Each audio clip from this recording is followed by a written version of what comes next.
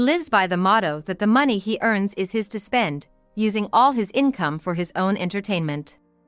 Our daily expenses and Kelly's upbringing costs were barely covered by my salary as a nurse, but Ken never seemed to save any money, leading to many frustrating days.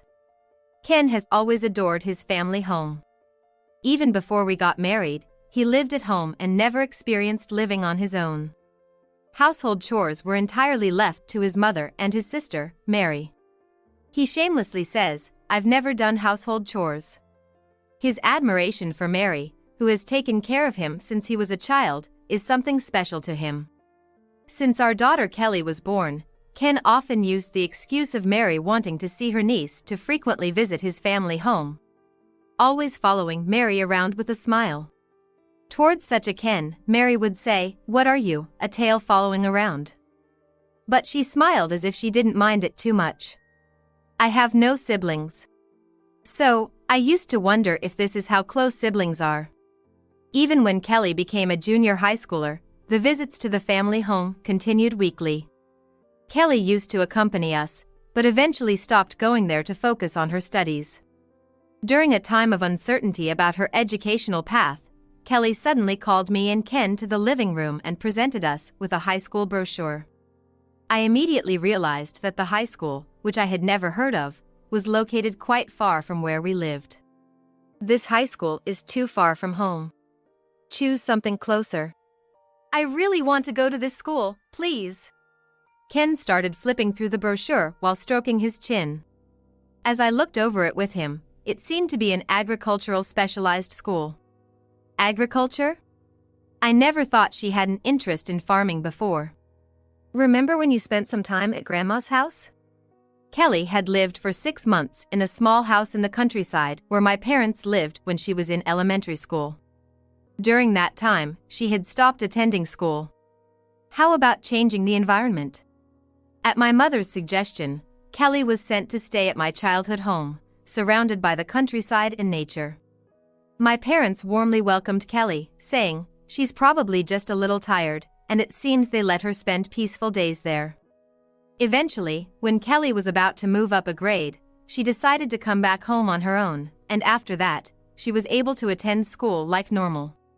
Back then, I helped Grandma with the gardening and sort of got interested in it, Kelly said, scratching the tip of her nose shyly. It's been a while since I've been back home. Even when I think about going back during long weekends, Ken would complain, "It's such a hassle. I don't want to go to your parents' house," and he wouldn't drive. Reluctantly, I always end up following Ken's opinions. By the way, I wonder if the passion flowers at my parents' house are still blooming beautifully. My mom also laughed over the phone, saying, "Well, there's nothing much to do at our house anyway. Our neighborhood has many residential areas and doesn't really feel natural. Just a short walk away, there are major restaurants along the highway, and a large shopping mall is within cycling distance. On clear days, you can't see mountains in the distance, and it's rare to see trees taller than a 2-story house. There's a small garden at my parents' house where you can enjoy a variety of flowers throughout the seasons on sunny days, and those days are unforgettable for Kelly." Well, isn't it okay? But out-of-state travels require a parent to accompany you, right? 3 years of high school life. It's impossible for the family to go, isn't it? It'd mean living apart. I know. That's why, Mom, I want you to come with me. Kelly looked at me with a serious and straightforward gaze. I almost had the strange illusion that my daughter was proposing to me, but wait, what about financial issues, living apart? Can Ken really live on his own? Despite my worries, Ken, who seemed not to think too deeply about it, lightly said, "It should be fine," and placed the brochure on the table. It would mean living apart, but is that okay? Can Ken live on his own? That's no problem at all. Well, you're gonna quit your job, right? You'll get a decent amount of severance pay, so we could use that money to fund until graduation. With a nonchalant yet terrible comment, I quietly sighed. 3 years of separation. Does Ken even realize how long that is? Anyway, Kelly finished her high school entrance exams and successfully got into a high school in the countryside. I quit my nursing job and rented a place near her high school so we could live together.